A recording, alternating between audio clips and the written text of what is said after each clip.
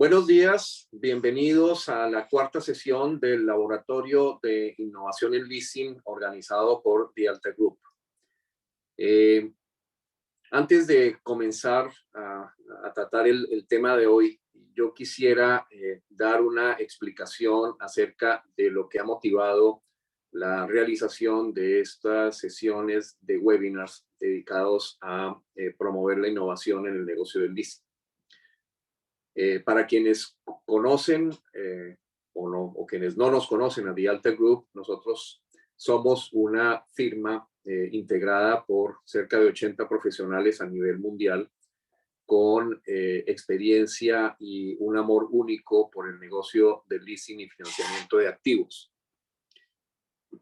En relación con nuestra labor de inteligencia de negocios, hemos venido observando en los últimos 20 años o más el comportamiento del sector de leasing en América Latina. Y lo que hemos encontrado en los últimos 7 años como constante es que el sector de leasing está originando anualmente entre 20.000 y 25.000 millones de dólares en nuevos negocios. Esta suma aparentemente se consideraría grande, pero si se le compara con las originaciones anuales que tiene la industria del leasing en los Estados Unidos, que son de 1 trillón en términos americanos o 1 billón en términos nuestros, o sea, 1.000 millones de millones. Realmente lo que esto nos dice es que el leasing en Estados Unidos tiene un tamaño entre 40 y 50 veces más grande en nuevos negocios que lo que tenemos en América Latina. Y eso realmente nos debe motivar a darnos cuenta que teniendo más habitantes Latinoamérica que Estados Unidos, pues no tiene ninguna justificación que no estemos originando negocios más o menos en unos niveles similares a los que están generando los Estados Unidos. Y la conclusión a la cual hemos llegado nosotros es que esa brecha que existe entre la originación anual en los Estados Unidos y la originación en América Latina es porque en América Latina no estamos innovando. Hemos venido haciendo siempre lo mismo.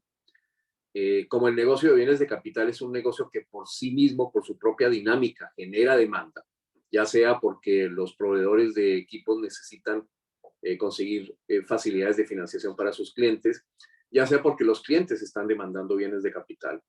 Pues claramente con esa inercia nos contentamos y no nos damos cuenta que tenemos un terreno gigantesco por desarrollar.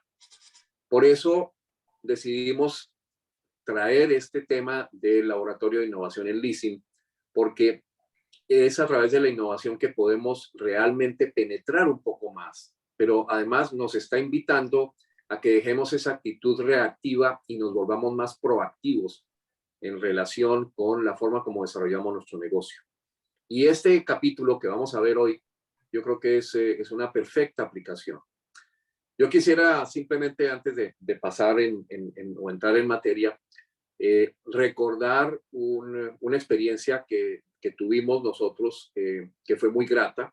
Hacia el año 96-97 nos invitó la gerencia de lo que entonces era Su Leasing, que era la compañía de leasing hoy en día Leasing Bancolombia, para que los acompañáramos a promover un nuevo producto que ellos habían lanzado, que era el leasing de infraestructura.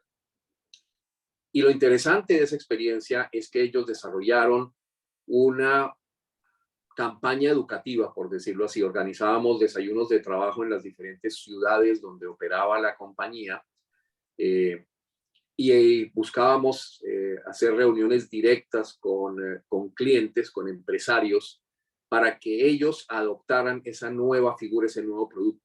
Porque si nosotros vamos a pensar, como aquí van a salir algunas ideas de qué tipo de negocios podemos innovar, si vamos a esperar a que lleguen los clientes a tocar a nuestra puerta en lugar de generar una campaña proactiva, pues seguramente no vamos a hacer nada y seguiremos en el mismo nivel donde vamos a ser 40 o 50 veces más pequeños que lo que en un año genera el sector de leasing en Estados Unidos. Entonces, habiendo ya hecho esta pequeña introducción, yo quisiera invitarlos a que examinemos el tema de hoy. El tema de hoy son las oportunidades y amenazas que genera la crisis del supply chain, la crisis de las cadenas de abastecimiento. Yo creo que todos ustedes han venido leyendo en la prensa y escuchando noticias acerca del efecto que ha tenido precisamente la parálisis de las cadenas de abastecimiento. Creo que algunos de ustedes han tenido que enfrentar en los supermercados algunas espacios vacíos, donde, por ejemplo, algo que llamaba mucho la atención era escaseaba el papel higiénico en buena parte de nuestros supermercados. Si ustedes revisan los informes que presentaron la semana pasada Walmart y Target a sus inversionistas, encontrarán que los resultados fueron bastante tristes y desilusionantes, porque precisamente ellos han sido los más afectados por esta crisis del supply chain. Entonces, claramente lo que nos ha puesto de relieve la crisis de las cadenas de abastecimiento es lo dependientes que somos de ellas. Y claramente la pandemia puso de presente esa dependencia al acelerar la crisis. Y otro de los efectos, como hablaremos ahora más adelante, que vino también a acelerar un poco más esa crisis, fue precisamente la guerra en Ucrania. Ya veremos algunos datos específicos de lo que eso significa y cuáles son las implicaciones que eso tiene. Ahora bien, ¿qué es lo que causó esta crisis de las cadenas de abastecimiento? Y realmente las causas son muchas, pero tal vez las más importantes son estas tres que estamos señalando aquí, que las vamos a ampliar un poco más en detalle.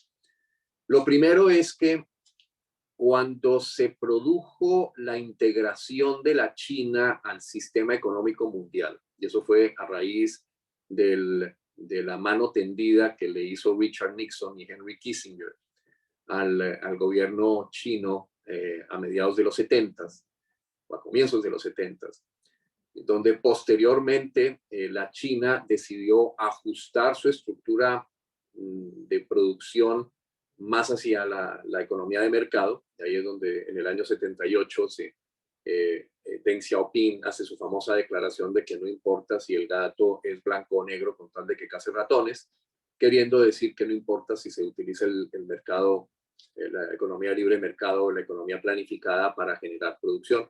La China entonces ingresa con un gran poderío a volverse poco a poco el gran concentrador de la manufactura en el mundo. Y este es un tema que después de pasados ya 30 años o más, perdón, casi 50 años en este proceso, nos encontramos que todos dependemos de la China. Cuando miramos las cifras de comercio exterior de nuestros países latinoamericanos, encontramos que la China o ya es el primer socio comercial de nuestro país o es el segundo, si aún los Estados Unidos tiene alguna relevancia, pero en la gran mayoría de Latinoamérica la ha venido perdiendo. Entonces, ese es el primer fenómeno. En toda esta globalización, la China se volvió, y alrededor de la China, los satélites de la China, el resto de Asia-Pacífico, se volvieron los centros de la manufactura. El segundo fenómeno es el advenimiento del comercio electrónico. Y de nuevo, pues yo creo que ustedes han vivido en el día a día, yo lo vivo todos los días, la facilidad que uno tiene cuando uno se conecta a Amazon y pide una mercancía por Amazon. A los 2 o 3 días está golpeando en la casa el repartidor de Amazon, entregándole a uno el producto. Entonces el comercio electrónico impulsó la demanda, poniéndole presión a la logística de transporte. O sea, cuando nosotros pedimos algo, un par de zapatos para la señora, que también fue fabricado en la China, y a los 3 días llega, pues no nos damos cuenta la cantidad de logística que se movió para hacer posible que esos zapatos llegaran en 3 días a nuestra casa. Ahora bien, como lo vivimos, la pandemia y los cierres afectaron el ritmo de la logística, crearon cuellos de botella en el transporte, como los que se ven en la gráfica que vemos ahí, y hoy en día lo estamos viendo también en las ciudades, centros industriales más importantes de la China, principalmente Shanghai, Hong Kong y ahora Beijing, porque están en este momento cerrados y la concentración de barcos que se encuentran alrededor de ellos es muy inmensa, es intensa. Ahora bien, si nosotros miramos cómo este gráfico que preparó el New York Times, que es muy indicativo, nos indica justamente cuáles fueron los factores que, digamos, hicieron que estemos como estamos hoy en día en el tema de las cadenas de abastecimiento, ¿no? En la primera es que claramente las exportaciones de la China a todos los rincones del mundo las hizo especialmente vulnerables a acumular los contenedores. En una recién iniciada la pandemia, yo conversaba con algunos importadores de productos donde nos decían que el cierre había generado una situación un poco paradójica, y es que los contenedores se han quedado en el otro extremo del mar. Entonces no había cómo transportar suficiente mercancía, por ejemplo, desde la China hacia Europa o las Américas. Entonces, esa simple crisis, el hecho de que se paró la ruedita y se quedaron los contenedores en el otro lado, generó un comienzo de crisis. Eso hizo que hubiera necesidad de mover barcos con contenedores vacíos, lo cual subió indudablemente el costo del transporte, porque los navieros tenían que recuperar la inversión que habían hecho, y por eso ustedes habrán visto que el precio por contenedor se triplicó a comienzos de la pandemia. Y hoy en día no ha bajado tanto, aun cuando sí ha bajado, porque ya en cierta forma se normalizó ese tráfico. Ahora bien, hay otro fenómeno que venía de la prepandemia, y es que el sistema de transporte, principalmente guiado por los contenedores, tiende a ser multimodal, o sea, del contenedor sale al camión, y principalmente en Estados Unidos había escasez de choferes por varias razones. La primera, porque definitivamente no había suficientes conductores o camioneros trabajando, y lo segundo es por razones de tipo sindical. Ya veremos, por ejemplo, el fenómeno que sucedió en el puerto de Long Beach, en California, que claramente es un indicador de lo que vino a suceder. Ahora bien, se presentaron también entonces escaseces de componentes, de partes y piezas, y eso naturalmente hace que, ligado a la filosofía del just in time, que lo vamos a mirar ahora en detalle, porque es una de las manifestaciones de esta crisis, el just in time manufacturing fue una práctica que adquirieron las empresas copiando un modelo que Toyota había puesto en marcha con mucho éxito, consistente en no tener inventarios más allá de la cantidad necesaria para sacar producto terminado.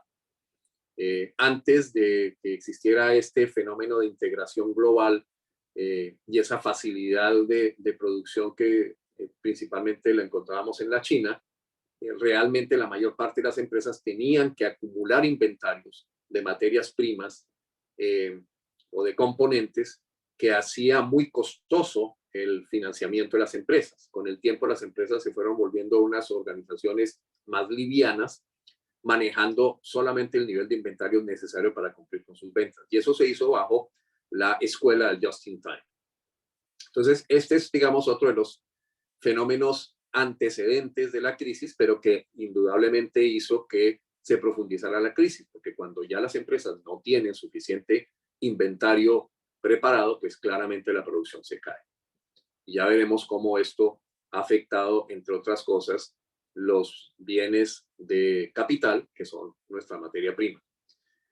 Ahora bien, también encontramos que el comercio electrónico, como lo hemos dicho se intensificó antes de la pandemia, pero durante la pandemia se intensificó mucho más. Como la gente no podía salir, pues obviamente la demanda por bienes se aceleró en una forma intensa, lo cual hizo que también la demanda por servicios de logística creciera de una manera intensa. Entonces, si nosotros vamos a desmenuzar la crisis, vamos a encontrar entonces los siguientes fenómenos ya en detalle. Lo primero es, claramente, la China es el superpoder de manufactura. En esta gráfica ustedes pueden ver que al año 2019 la China representaba cerca del 30% de las manufacturas globales, seguida por Estados Unidos, que apenas representaba un 17%, y los demás, pues naturalmente, un volumen inferior. Entonces, sin duda que es hacia la China donde se ha volcado más que todo el tema de la manufactura. En segundo lugar, precisamente por estas grandes distancias, la dependencia del transporte marítimo ha sido muy grande. Como ustedes pueden ver en esa gráfica, la parte roja de la barra corresponde al transporte marítimo, la parte rosada de la barra corresponde al transporte aéreo, la azul oscura al transporte por carretera, la azul clara, que es muy tenue, que se ve muy tenue, es el transporte por ferrocarril, que en Latinoamérica tenemos muy poco, tal vez el caso de Brasil, Argentina y algo de Chile, pero en el resto de Latinoamérica somos muy flojos en materia de transporte ferroviario, sobre todo transporte ferroviario de carga. Bueno, dejo también la salvedad de México, sobre todo en las zonas fronterizas con Estados Unidos, donde sí hay un ferrocarril desarrollado, pero de resto lo que vemos nosotros en ferrocarriles es muy bajo, lo cual, entre otras cosas, deja también la inquietud de que puede ser una oportunidad de negocios. Y volviendo al tema del just in time, claramente el just in time, como lo decíamos antes, es uno de los aspectos que afectó las entregas de materias primas y de componentes y productos finales, que hoy en día lo estamos viviendo. Ahora bien, si nosotros vemos ya la parte física de esta crisis, hay dos manifestaciones. La primera, ustedes lo pueden encontrar, inclusive hay una aplicación para los teléfonos inteligentes que se llama Maritime Traffic, que les muestra a ustedes la ubicación de todos los buques que están circulando los mares en tiempo real. Algunos son identificables, otros no. Sobre todo en tiempos de guerra hay algunos que no se dejan identificar, pero en general todos se pueden, digamos, localizar en los mapas. Y eso es lo que nosotros vemos, ese volumen tan grande. Hace poco, precisamente, se sacó una fotografía aérea de satélite alrededor de la bahía de Shanghái, donde se mostraba una congestión exagerada, porque naturalmente con el cierre de Shanghái, el puerto mismo se ha congestionado y eso ha generado una mayor congestión. En la gráfica de la derecha ustedes pueden ver el puerto de Long Beach, California. Lo que no se ve ahí claro es que hay 40 barcos, 40, que están esperando ser descargados. Y ese ha sido uno de los fenómenos más graves que en las Américas ha generado dificultades para el cumplimiento de la producción de inventarios. El transporte aéreo, en cambio, fíjense que es un poco más ligero, ¿no? Lo podemos ver ahí, en esta, también existe esta aplicación que es Flight Radar, que nos permite mostrar cómo está funcionando el tráfico aéreo internacional. Uno de los fenómenos que están sucediendo, y lo reporta The Economist en esta semana, es que aeropuertos como el de Chicago han sufrido favorablemente, han sido, digamos, protagonistas de un incremento muy notable en el movimiento de carga aérea. Lo mismo se puede decir del puerto de Miami. El puerto de Miami también ha crecido inmensamente desde la pandemia. El aeropuerto de Miami ha transportado mucha más carga aérea de lo que se transportaba antes. Y aquí quiero abrirles un pequeño paréntesis. Hacia el año 86, cuando yo estaba en una compañía de leasing cuyos activos totales eran $40 millones o su equivalente, nosotros logramos armar una operación de leasing sobre una aeronave carguera, realmente sobre 3 aeronaves cargueras que transportaban flores de exportación de Colombia a los Estados Unidos. Las 3 aeronaves en su conjunto valían $100 millones. Entonces la pregunta que uno se hace es, ¿cómo es posible que una compañía que vale solo $40 millones sea capaz de armar una operación de leasing de 100 millones de dólares. Bueno, lo logramos hacer a través de una figura que se llama el leverage leasing, y que nos permitió además trabajar una estructura mixta con un mecanismo de lease and sublease, con una compañía de leasing americana. Esa es traigo el ejemplo a colación porque si hay oportunidades de innovación en este momento que estén disponibles, dada la crisis, digamos, del transporte marítimo, es precisamente la posibilidad que existe de nosotros entrar en el negocio de transporte aéreo. Considerando además que a raíz de la guerra de Ucrania, las compañías de leasing de aviones, particularmente las compañías que están basadas en Irlanda, como International Air Lease o como puede ser el Bank of China Aviation, esas compañías tienen un inventario grande de aeronaves que tuvieron que recuperar, las que pudieron recuperar, de los usuarios que trabajaban en Rusia y en general en Europa Oriental. Entonces, hay en este momento disponibilidad de aeronaves. Y el segundo fenómeno que también es interesante es que las aerolíneas que entraron en proceso de reestructuración, como fueron Aeroméxico, Avianca, LATAM, esas aerolíneas renegociaron sus contratos de leasing a través de una figura que se llama el Power Leasing. El Power Leasing no es muy atractivo para los arrendadores, porque el Power Leasing implica que la aerolínea solamente paga cuando los motores están prendidos. Entonces, no hay entonces una cláusula que llamamos de Hell or High Water, sino solamente un pago por uso, que en este momento es la regla que está trabajando en todas estas aerolíneas que reestructuraron su deuda. Entonces, ¿qué implica esto? Que definitivamente hay una oportunidad para que nosotros generemos una oportunidad de negocios de leasing de transporte aéreo. Volviendo al ejemplo que nosotros desarrollamos en el 86, había obviamente una motivación y era que estaban entrando nuevas normas de control de ruido que forzaba que las aeronaves tuvieran motores dotados de unos que llaman hush kits, que eran uno de los elementos para filtrar la emisión de decibeles. Pero además logramos que el grupo, la Asociación de Exportadores de Flores, consolidara un contrato take or pay, o sea, un contrato donde transportase o no se transportase mercancía, ellos pagaban el flete, para garantizar que podían tener la capacidad de traer las flores a los Estados Unidos durante especialmente las épocas de temporada alta. Y eso permitió que el negocio se desarrollara de una manera muy eficiente. Pero entonces fíjense que lo que tuvimos que hacer fue ser proactivos y acudir a los exportadores a plantearles este negocio como una solución. Y realmente fue un negocio que nos dejó una muy buena rentabilidad en su momento. Como les digo, logramos apalancar sobre 40 millones de activos totales. O sea, nuestro patrimonio en realidad no valía más de 5 millones en su momento. Negocios de aeronaves que valían más de 100 millones de dólares. Entonces, esto quiere decir que definitivamente innovar en este campo es posible y la oportunidad de innovar en transporte aéreo en este momento está dada. Claro está que los fletes por unidad, por kilo, resultan siendo más altos que en el caso del transporte marítimo, pero resuelven una necesidad. Y al resolver esa necesidad, pues precisamente se neutralizan estas consecuencias que estamos viendo en pantalla. ¿Qué estamos viendo en pantalla hoy en día? Estamos viendo y lo estamos viviendo escasez de nuevos equipos y maquinaria.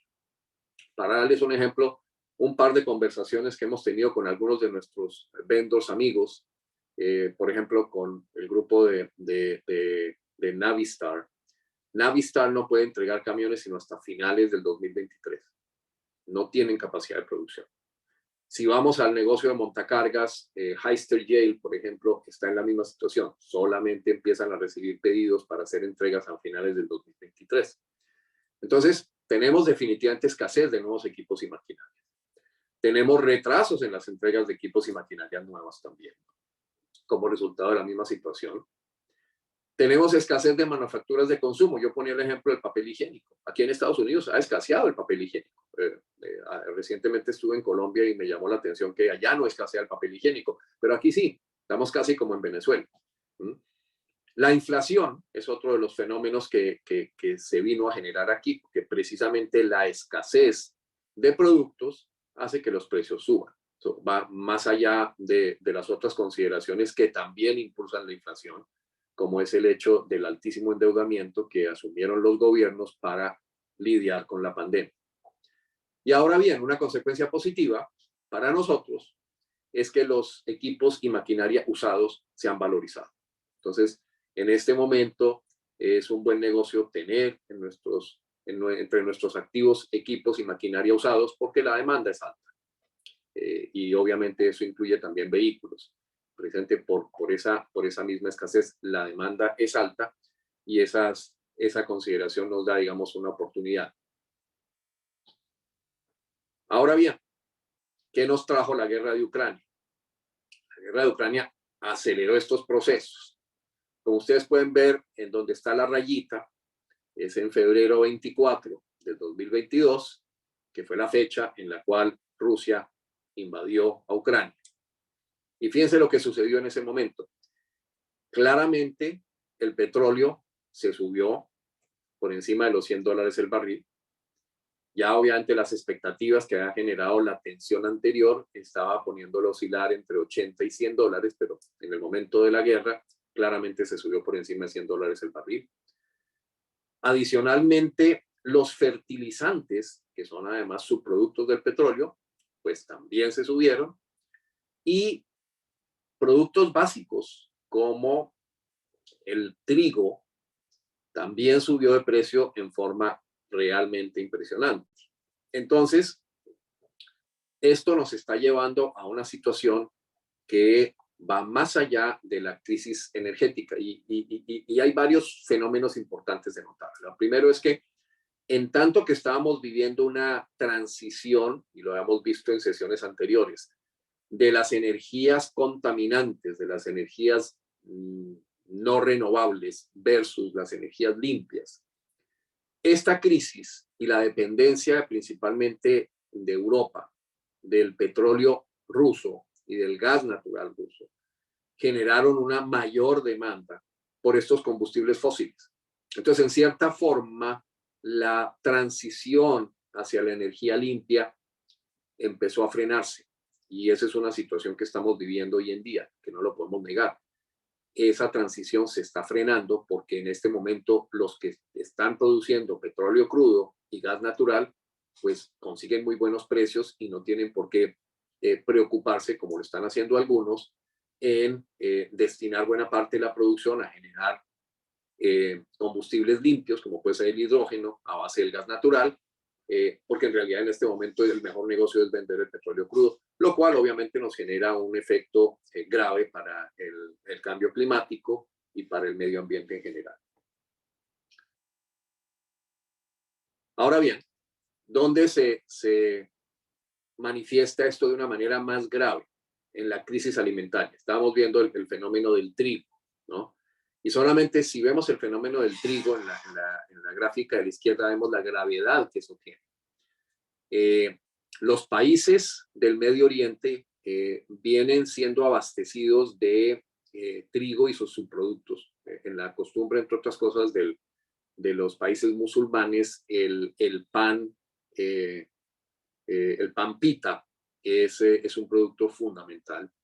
Y fíjense que hablando de las importaciones en términos de millares de dólares, en tanto que Rusia exporta o exportaba 10.000 millones de dólares en trigo, Egipto compraba 4.400. Le compraba 4.400, sí, 4.400 entre Rusia y Ucrania. El 86% de las importaciones de Egipto venían de Ucrania. Sigue África subsahara, pero ojo que la importancia que tiene Egipto es que Egipto es el gran proveedor de pan pita de todo el Medio Oriente. O sea, lo que uno consume en Dubái, en Qatar, en Kuwait, todo ese pan pita es producido en Egipto. De manera que el efecto que eso tiene sobre el resto del Medio Oriente es un efecto fundamental. África subsahara, el 35% de las importaciones vienen de ahí. Turquía, el 77% vienen principalmente de Rusia. Como ustedes pueden ver, la raya gris es muy tenue en el caso de Turquía. Y por eso encontramos que Turquía tiene un poquito esa bipolaridad con respecto a Rusia y con respecto al ingreso de Suecia y Finlandia a la OTAN, porque indudablemente desde el punto de vista económico también dependen de una forma intensa. Si ya bajamos a las Américas, nosotros solamente importamos 100 millones de dólares de Rusia y Ucrania, la mayoría de Rusia. Y cuando nosotros vemos a la derecha el nivel de vulnerabilidad que tenemos a esa crisis alimentaria generada por la guerra, vemos que los países que están hacia el gris o el azul son los menos vulnerables y los que están en naranja claro o oscuro son los más vulnerables. Interesante que en Centroamérica tenemos un jugador, que es Costa Rica, donde la demanda no está siendo perjudicado, pero el resto de la región sí sufre como resultado de esa crisis alimentaria. Europa, como ustedes lo pueden ver, no está sufriendo esa crisis alimentaria, pero claramente, ya lo decíamos, África del Norte, principalmente Egipto, y el resto de África subsahara está siendo afectada por la crisis alimentaria. Entonces, ¿esto qué genera? Genera obviamente oportunidades y amenazas. Las oportunidades son, bueno, si ya definitivamente los mercados que están, digamos, vulnerables dentro de América Latina, por ejemplo, y fuera de América Latina hacia África, por ejemplo, o Asia, Pacífico, están desabastecidos de estos cereales, pues la producción de cereales en América Latina es una oportunidad. Y entonces estamos hablando de inversiones de leasing agropecuario encaminado precisamente a atender esta demanda. Entonces, fíjense que aquí se pueden desarrollar muchos negocios, no solamente en lo que es el extremo de producción, y de nuevo pues encontramos que países como Costa Rica tienen la ventaja de que tienen una buena producción que la pueden volver exportable, sino además de generar los vehículos para poder lanzar esas exportaciones de una manera eficiente hacia adelante. Ahora bien, ¿cuáles han sido las soluciones que se han propuesto y que están en cierta forma en marcha? Bueno, el primer fenómeno que llama la atención es el siguiente. Les comentaba que el Just in Time fue una invención o una implementación de Toyota. Curiosamente, Toyota, y hay un artículo que salió publicado en la revista Fortune en noviembre del año pasado, muy interesante, porque una de las cifras que tal vez pasó inadvertida es que Toyota Norteamérica, Toyota Motor Norteamérica es el TMNA, superó a General Motors en las ventas de vehículos en Estados Unidos. Antes, ustedes recordarán, Toyota era uno de los grandes productores y vendedores de vehículos, tal vez el mayor vendedor de vehículos durante muchos años a nivel mundial, pero en Estados Unidos no era el líder. Era líder porque cuando ustedes van a los mercados emergentes, principalmente en África, por ejemplo, de cada 10 vehículos que circulan, 9 son Toyota. Pero en Estados Unidos eso no había sucedido. ¿Y por qué sucedió? Sucedió porque Toyota tuvo, digamos, la fortuna de revisar su estrategia de just in time antes de la pandemia. Y digo fortuna entre comillas porque cuando se presentó el tsunami en Japón, hubo una crisis de cadena de abastecimiento en Japón y Toyota emprendió un sistema de abastecimiento que fue muy novedoso. Inclusive está en cierta forma descrito aquí. Lo que Toyota hizo fue identificar el mapa de su cadena de abastecimiento.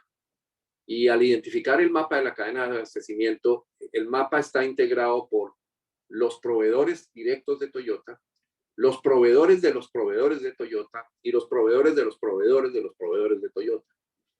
Lo que Toyota hizo fue conseguir que sus proveedores directos le compartieran la base de datos, obviamente que no lo hizo gratis, o sea, les dio un incentivo a esos proveedores para que le compartieran la base de datos de sus proveedores de segundo y tercer grado, lo cual permitió que cuando los proveedores directos no tenían capacidad de entregar mercancía, Toyota fuera directamente al proveedor remoto. Y eso permitió que Toyota se dotara principalmente de lo que más escaseaba, los semiconductores, los chips.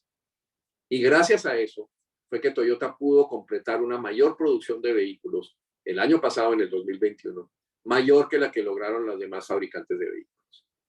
Entonces, es interesante ver cómo estas soluciones ya se pusieron en práctica y cómo, digamos, el volver a retomar ese mapa de proveedores permitió dar una solución al problema. Y obviamente al dar una solución al problema, eso permitió también dar una buena dotación, tanto en materia de autopartes como en materia de producto terminado, a la red de distribución de Toyota dentro de su cadena de abastecimiento. Entonces, no solamente desde el punto de vista de adquisición, sino desde el punto de vista de disposición, Toyota logró desarrollar de una manera eficiente su solución de cadenas de abastecimiento. ¿Qué lecciones nos puede dar esto y qué hints en materia de innovación? Yo creo que muchos, porque en realidad solamente el poder empezar a trabajar con los clientes para integrarlos de una manera más estrecha con los proveedores de sus proveedores es lo que nos puede dar una oportunidad en muchos campos de financiación de bienes de capital. Ahora bien, ya visto desde un punto de vista más macro, y esto es un estudio que hizo recientemente el Boston Consulting Group, encontramos que entonces las soluciones que ya se imponen, justamente como ustedes pueden ver en la primera, a mano izquierda, pues vemos la situación que existe hoy en día que ya nos obliga a revisar todo, ¿no?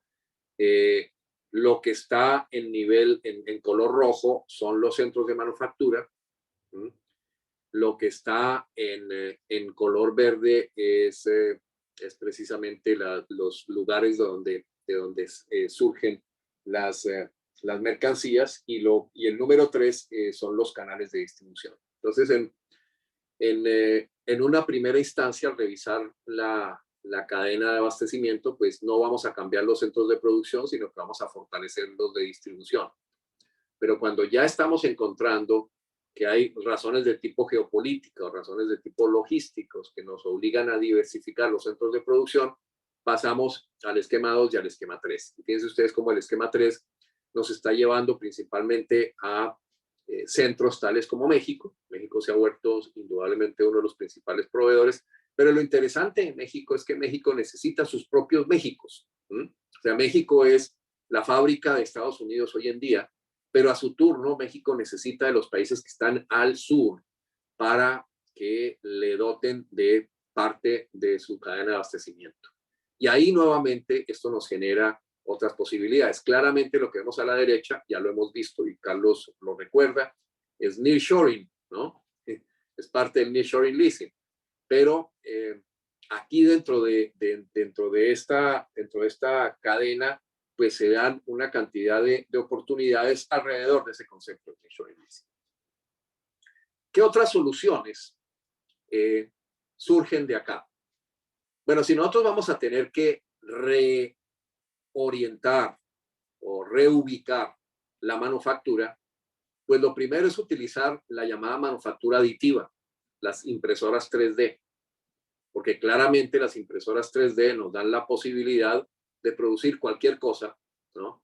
Sin necesidad de invertir grandes sumas de dinero en plantas y en equipos que se demoran en producir el resultado. La manufactura 3D nos da el producto terminado. La segunda ventaja es la realidad aumentada para seleccionar productos y reparaciones remotas. Eso lo que hace es optimizar la capacidad de producción existente en las empresas. La tercera son los robots autónomos. Lo vemos, los robots autónomos funcionan para fabricar cualquier tipo de producto, pero principalmente si queremos montar una planta ensambladora de vehículos de la noche a la mañana en un país como puede ser Costa Rica, lo podemos hacer con robots autónomos. No tenemos que estar esperando a capacitar a la fuerza laboral para que sean capaces de poder ensamblar un vehículo. Y finalmente, nos facilita la vida el Internet de las cosas. El Internet de las cosas permite que con la integración a través de Internet de los diferentes bienes, pues este fenómeno del just in time, de cierta forma, se pueda cumplir. Ahora bien, ¿dónde tenemos espacio para innovar en leasing? Ya lo mencionábamos antes. Claramente, en la medida en que nosotros lancemos productos destinados a dar un leasing a la medida de los medios de transporte como solución a esta crisis de las cadenas de abastecimiento, estaríamos realmente innovando. No se trata de financiar camiones por financiar camiones, sino es financiar dentro de una estructura total de cadena de abastecimiento. Un ejemplo puede darse en las cadenas de frío. Las cadenas de frío son una oportunidad totalmente abandonada, donde nosotros podemos precisamente desde que sale el producto, ya sea la carne que sale de las haciendas, ya sea el banano que sale de las plantaciones, las piñas, los productos que requieren refrigeración. Rara vez se manejan a través de transporte integrado en cadenas de frío. Entonces, ahí se puede manejar toda la cadena de frío desde el momento en que salen hasta que llegan al consumidor final. Y eso es algo que nosotros podemos generar como una solución de financiamiento. Otra solución es el equipo ferroviario y las ferrovías. Este es un poquito más difícil porque tiene involucrados una cantidad de aspectos de tipo político, de tipo social. El solamente manejar el tema de adquisición de tierras para extender ferrovías es un desafío en sí mismo. Y sin ferrovías, pues naturalmente no podemos manejar el equipo ferroviario, pero la verdad es que los países que han logrado un desarrollo económico importante, y en América Latina tenemos ese rezago, lo han hecho gracias a la implantación de ferrovías. Aeronaves, ya lo vimos. Claramente en este momento hay una oportunidad muy interesante de ofrecer leasing de aeronaves cargueras y barcos circundando el Atlántico o el Caribe. Les estábamos mostrando la congestión que hay en el puerto de Long Beach, California, que es en el Pacífico. Pero resulta que en el Atlántico hay más espacio. ¿Sí? Nosotros tenemos un cliente que exporta productos de construcción de Colombia a Estados Unidos y ha tenido un boom impresionante en los últimos 3 meses debido a que el transporte le ha salido más barato, es decir, solamente se incrementó en un 8% el costo del flete versus lo que estábamos nosotros viendo en otras áreas donde se había multiplicado por 3 el valor de los contenedores. Y adicionalmente, pues hay demanda de movimiento de carga por el Atlántico o por el Mar Caribe. Entonces, ahí hay una oportunidad interesante de financiar barcos, embarcaciones que transitan en los mares, digamos, del lado derecho del continente. Ese es, digamos, uno de los puntos más interesantes. Ahora bien, si nosotros vamos, perdón un segundo porque creo que sí, a concretar lo que estamos hablando, ¿dónde tenemos espacio para leasing innovador? Bueno, aquí hay 4 proveedores que los ponemos a título de ejemplos, con los cuales se pueden armar vendor programs en el tema de las impresoras 3D. Estos son proveedores de impresoras 3D, 3D System, Desmond, Desktop Metal, Autodesk y HP Inc., Hewlett Packard Inc., son los principales productores de impresoras 3D. Y con ellos se pueden armar alianzas precisamente para ofrecer ese tipo de soluciones. Entonces, ya como vimos, esa es una de las soluciones para la reubicación de la manufactura, pues nosotros lo podemos hacer a través de vendor programs con este tipo de organizaciones. La siguiente, La realidad aumentada. ¿Quiénes son entonces los principales proveedores? Entonces encontramos claramente que tenemos a Sciencesoft, tenemos a Niantic, tenemos a Scanta, principales proveedores de soluciones de realidad aumentada. Aquí es importante tener en cuenta que estas soluciones trabajan como trabaja hoy en día la mayor parte de los negocios de leasing de tecnología, y es que trabajan en forma de managed services, de soluciones administradas. Entonces aquí tenemos que ser más innovadores porque vamos a tener que financiar obviamente el hardware, los equipos, vamos a tener que financiar el software y vamos a tener que financiar los servicios. Entonces, pero este tipo de vendors son algunos de los que nos dan una posibilidad de negocios en el campo de la realidad aumentada. Si vamos al campo de los robots autónomos, estos son los principales productores. KUKA, por ejemplo, es uno de los más grandes e interesantes productores de robots industriales. Tenemos también a General Atomics, a SMP y a MIR, Mobile Industrial Robots, que son grandes proveedores de este tipo de soluciones y con los cuales de nuevo también podemos armar vendor programs. Como les decía, hay que ser un poco proactivos porque muchas veces ellos tampoco tienen la oportunidad de negocios a la vista. Hay que mostrarles el camino y hay que, digamos, evangelizar a los mismos operarios que pueden ser sus clientes al final del día. Y aquí simplemente quiero hacer la observación de que en muchos casos, debido a la pandemia, entre otras cosas, y a los efectos que generó la pandemia, uno de los cuales es que la mayor parte de las compañías tuvieron que debilitarse en sus flujos de caja operacionales, pues encontramos que el ánimo de tomar riesgos y de emprender nuevas líneas de producción debe estar muy bajo a nivel de la mayor parte de los clientes.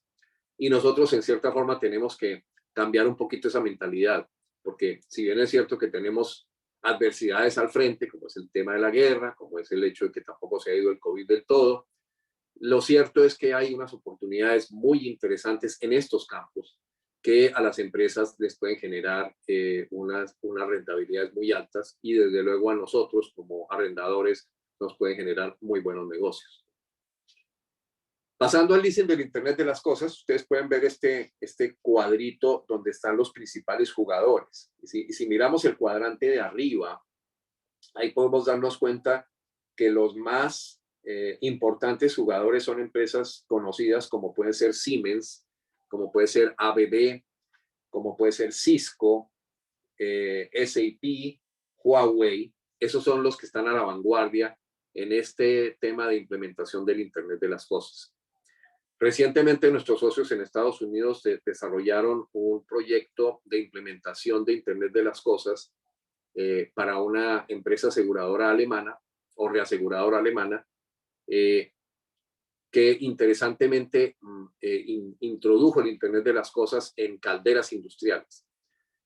O sea, ustedes pueden ver que el Internet de las Cosas puede llevarse a todos los diferentes extremos y ven cómo se puede implementar desde campos tales como el comercio al detalle, como las logísticas, las bodegas, las mismas plantas industriales, los centros de distribución.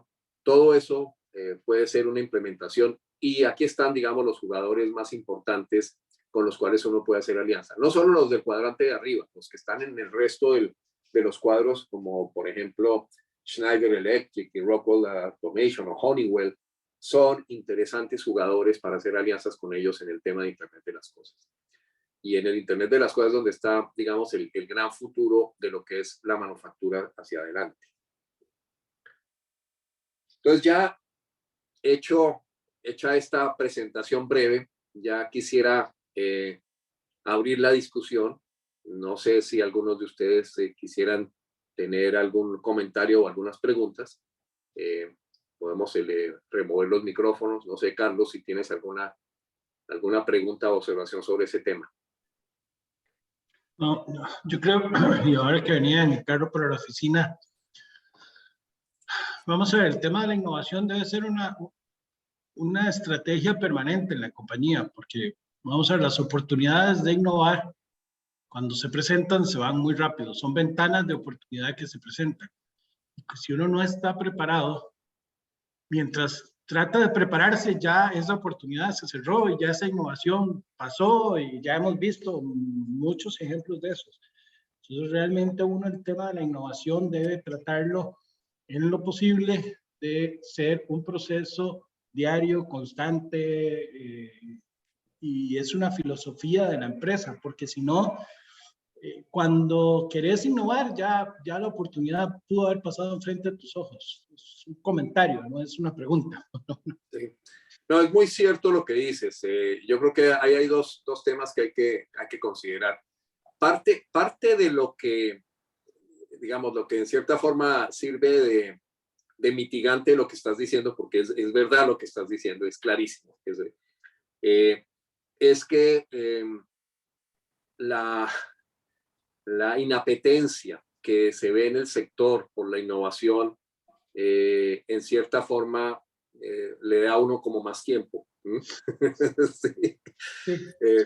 Pero eso no quiere decir que nos debamos dormir sobre los laureles, ¿no? Porque realmente cuando yo o cuando hacemos el comentario, la verdad es un grito de angustia, sinceramente. O sea, yo personalmente estoy muy angustiado de ver cómo el sector se está desmoronando. El liderazgo, pues mejorando lo presente, que lleva mucho tiempo y estás aquí, pero los nuevos líderes, entre comillas, nuevos líderes, no están ejerciendo el liderazgo. Entonces estamos viendo cómo a nivel general se nos está desmoronando la capacidad de tener compromiso con este negocio y de cumplir lo que nos trajo al negocio. Es no solamente una misión social, sino una misión de hacer dinero y generar valor. Pero es que de paso también estamos haciendo la misión social. Aquí no lo estamos viendo. Yo veo con mucha preocupación ahora que estamos preparando ya el Altalar 100 para el año, con el cierre del 2021, los niveles de inercia y la pérdida de terreno que están sufriendo los grandes jugadores. Los bancos que hacen leasing, por ejemplo, se están volviendo cada vez más inapetentes. Adicionalmente, han tenido desafíos. Esa era una historia de una muerte anunciada. Y lo hablamos, yo que pertenecía a una arrendadora bancaria y que cuando la absorbe el banco, la arrendadora tiende a morir porque la convierte en un producto genérico. Listo. O sea, así es. Y no sé si tú recuerdas a Jesús Dillon, que era el presidente del AMSOFAC. Jesús era uno de los principales apóstoles y promotores de este negocio. Cuando Banregio decidió absorber a la arrendadora Banregio, tomaron ya la decisión a principios de este año de que ya no necesitaban una persona tan costosa como Jesús, y ahí salió. Y entonces uno dice, bueno, ¿qué están haciendo los bancos? Adicionalmente, hay un desafío grande que pocos están entendiendo. Las superintendencias están tomando equivocadamente una tendencia de Basilea y están obligando a los bancos a registrar las operaciones de leasing sobre bienes muebles, no sobre inmuebles, sobre bienes muebles, al mismo nivel que los créditos quirografarios, al mismo nivel de que los créditos sin garantía. Eso ya lo había oído, sí. Entonces, lo que eso nos está generando, y la verdad es que el sector no está reaccionando. Lo que hacen los bancos es, si esto va a ser tan complicado, yo sigo haciendo mi negocio de crédito, ¿para qué hago leasing? Ya lo vimos en Brasil. Brasil definitivamente dejó de hacer leasing porque le salió una mejor opción que fue la de la alienación fiduciaria. Y se acabó el leasing en Brasil. O sea, cada vez va cayendo más y tiene menor importancia. Entonces, ahí es donde vemos la preocupación. Las compañías independientes son las que tienen la clave, pero las compañías independientes todavía tienen muchas debilidades estructurales, porque el acceso a capitales es duro, es difícil, ¿no? Y el acceso al fondeo, tanto a nivel bancario, entre los bancos locales que no entienden el negocio, como a nivel de mercado de capitales, es un desafío muy alto. Entonces, ahí estamos enfrentando ese tipo de situaciones, pero digamos, la buena noticia es que cuando tú tienes un modelo de negocio innovador, de vanguardia, estás haciendo cosas que puedes mostrar, ¿no? Hicimos el leasing de un avión o sea, sinceramente lo que hizo que nosotros recuperáramos a la Leasing Gran Colombiana en su momento, que era una compañía caída, fue el show que hicimos al haber hecho el negocio con las Socolflores. Claro. Porque eso naturalmente se hizo prensa y todo, y una compañía de leasing que fue capaz de resolver un problema que era un cuello de botella, porque las aerolíneas cargueras no estaban dando la solución en ese momento. Y Entonces, allá en Colombia había una arrendadora que le hacía los aviones al gobierno también, ¿verdad? sí, exactamente. Sí, perdón. En su momento era Leasing Santander, ¿no? Que era del grupo Santo Domingo. Y ellos, el principal cliente que ellos tenían era Satena, que es el Servicio Aéreo a Territorios Nacionales, que es una aerolínea creada por el ejército colombiano para manejar el transporte, digamos, comercial, ¿no? Todavía existe Satena, sigue siendo una aerolínea regional que presta ese tipo de servicio y pertenece al ejército colombiano. Y los aviones eran financiados principalmente por esta compañía que era del grupo de lo que era en su momento el Banco Santander. Entonces, así es. O sea, hay muchos, AMLO no se ha dado cuenta que podía haber hecho un sale and leaseback del avión que estaba rifando. Y entonces ahí hubiéramos tenido en México una situación más resuelta. Pero sí, ese es el tema. Entonces, tenemos crisis, tenemos problemas como el del supply chain. La oportunidad es, hay muchos productos con los cuales podemos innovar. Y eso es básicamente lo que queríamos transmitir en el día de hoy como mensaje general para todos. Ok. Bueno, yo no tengo más preguntas. Ok, no sé, Ulises o alguien si tiene alguna observación. Sí, bueno, básicamente lo que quería poner es que la innovación pues puede ser tanto hacia el mercado, digamos, o sea, el dar un producto o hacer ajustes para que el producto de leasing sea más interesante, pero también hacia adentro, ¿no? Hay muchas cosas de cómo se manejan las compañías de leasing en el back office que pueden ser susceptibles de ser mejoradas, como lo que hemos hablado del control de activos o también del monitoreo de la parte de crédito.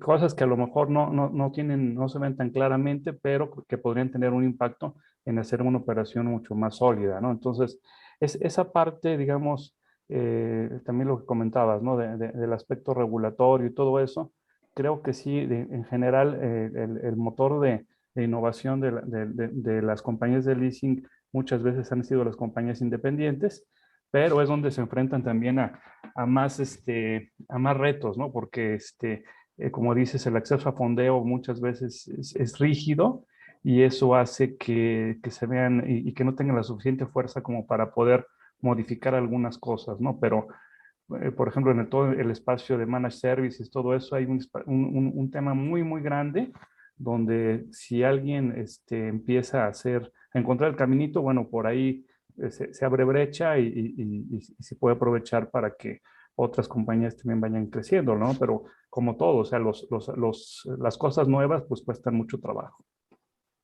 Así es.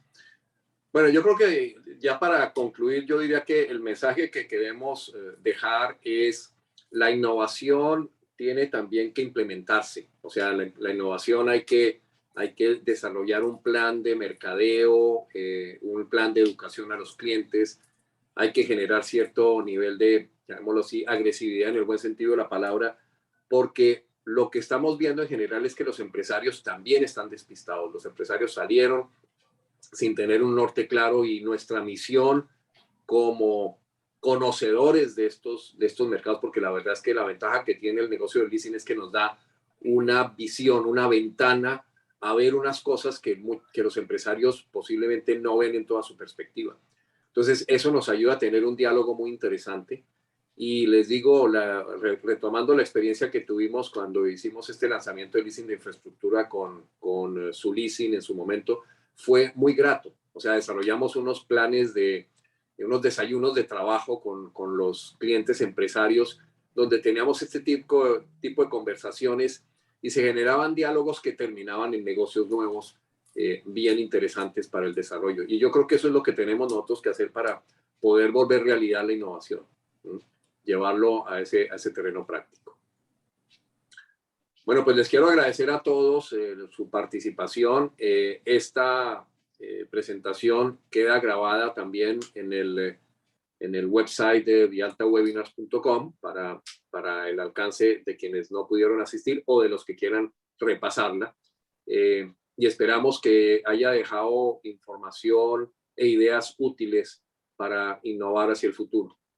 De nuevo, pues muchas gracias a todos y les deseo un muy feliz día y resto de semana. Gracias. Gracias. Gracias. Claro.